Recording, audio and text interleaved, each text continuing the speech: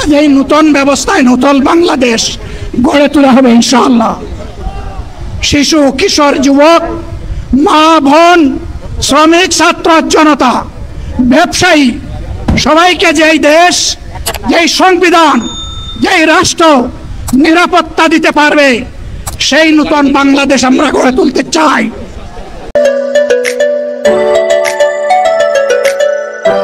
আমার আফসোস 24 সালে জাতিকে মুক্তি দিতে গিয়ে যারা জীবন দিয়ে শহীদ হলো, আমি তাদের একজন হতে পারলাম না।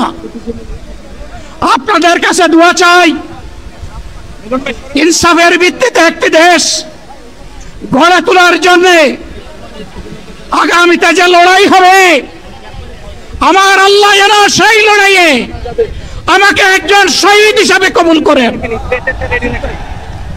সম্মানিত বন্ধুগণ, আমাদের প্রিয় শহীদ নেতৃবৃন্দ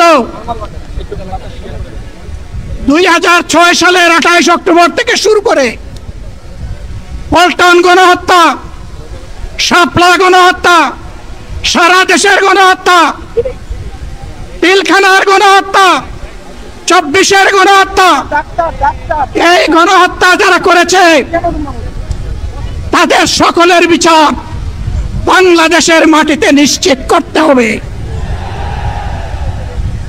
এদের বিচারের দৃশ্যমান প্রক্রিয়া শুরু না করা পর্যন্ত পুরানা ব্যবস্থাপত্রে বাংলাদেশ আর চলবে না।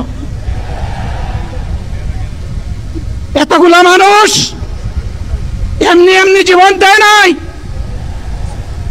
জীবন দিয়েছে জাতির মুক্তির জন্য। যদি বস্তাপোতা পুরানা সবকিছুই টিকে থাকবে, তাহলে কেন তারা জীবন দিয়েছিল? যারা ওই বস্তাপোতা ব্যবস্থাপনায় বাংলাদেশকে আবার গড়তে চান, তাদেরকে আমরা বলি, জুলাই যুদ্ধ করে যারা জীবন দিয়েছে, আগে তাদের জীবনটা ফেরত এনে দেন। যদি শক্তি তাকে ফেরত এনে দেন, আপনারা পারবেন না। যেহেতু পারবেন না, কাজেই নতুন ব্যবস্থায় নতুন বাংলাদেশ গড়ে তোলা হবে ইনশাআল্লাহ। শিশু, কিশোর, যুবক, মা, বোন, শ্রমিক, ছাত্র জনতা, ব্যবসায়ী সবাইকে যেই দেশ, যেই সংবিধান, যেই রাষ্ট্র নিরাপত্তা দিতে পারবে সেই নতুন বাংলাদেশ আমরা গড়ে তুলতে চাই। ভাইয়েরা, আমাকে সবাই চাপ দিচ্ছে, কেউ বলে ভাই শেষ করেন, কেউ বলে চাচা শেষ করেন।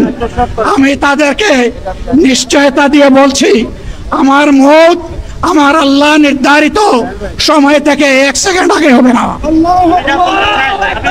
এবং হায়াত যা দিয়েছেন তার 1 সেকেন্ড আগেও আমি যাব না। অতএব মহান আল্লাহর কাছে আবারও তৌফিক চাই। আপনাদের কাছে যে কষ্ট হয়েছে, আপনারা, আমি তো এখানে শান্তিতে বসাচ্ছিলাম আর চতুর্দিকে শুধু দৃষ্টি বুলাচ্ছিলাম। কি কষ্ট হচ্ছে আমার ভাইদের। প্রিয় ভাইরা, এই কষ্ট আল্লাহর জন্য। এই কষ্ট কার জন্য? ইনশাআল্লাহ আল্লাহ তাআলা আপনাদেরকে তার উপযুক্ত যাজা দুনিয়ায় দিবেন, আখিরাতে দিবেন। আপনাদের এই ত্যাগের বিনিময়ে নতুন বাংলাদেশ আমরা পেয়ে যাব।